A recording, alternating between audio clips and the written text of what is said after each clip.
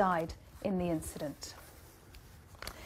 Now, militants from the group calling itself Islamic State are said to have abducted at least 90 people, many of them Assyrian Christians from villages in northeastern Syria. The London-based Syrian Observatory for Human Rights said the kidnappings took place after the militants seized the villages from Kurdish forces during raids near the city of Al-Hasaka. Nineb Lamassu is a researcher in Assyrian language and culture at Cambridge University. Thank you very much for talking to us. I believe you've got family in that area, first of all. What are you hearing?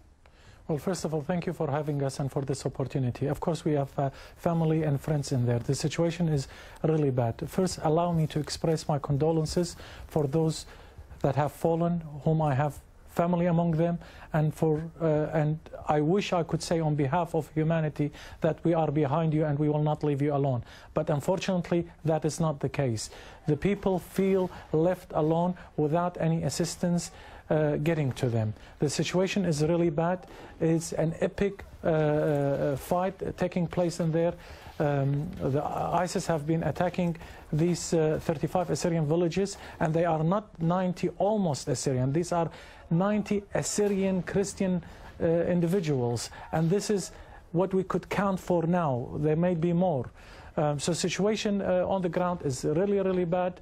The entire, at least 10 villages from the southern strip of the Khabur River are now under the control of ISIS. Many of those villages whose inhabitants did not manage to flee in time are now under the mercy of ISIS, if ISIS has any mercy. You have been warning about this happening for some time, I believe.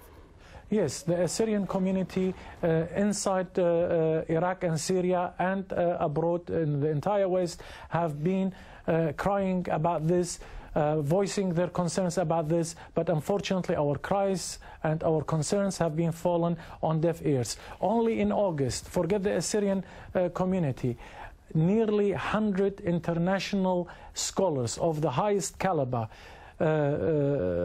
signed a letter, communicated, sent to European Union, United Nations, the US governments, the European governments, warning about this and demanding a safe haven for these people. So this is happening for a while. This is not; these villages are not have not been just recently attacked. The village of Tel Hormus has been under attack for the last couple of weeks, and we have been talking about this, crying about this, expressing our concerns to no avail. Nobody is listening. Apparently it seems that the Assyrians are not part of any plan that is taking part now in the West, in the Allied forces. They don't account for what's happening for the Assyrians. Let me just ask you finally, I'm sorry to interrupt you, but who do you feel should be protecting these people? Well, mostly they are the responsibility of the Western international governments, especially the Allied forces. The Assyrians indeed are the responsibility of the British, because these Assyrians in Khabur fled, are the survivors of the genocide that we are about to commemorate 100 years of the genocide, to say never again in April. But on the contrary, it's not never again, it's taking place now as we are talking. 100 years ago, the Assyrians allied themselves with the Allies against the fascism, and they were betrayed by their British allies. And in 1933, these Assyrians were in Iraq.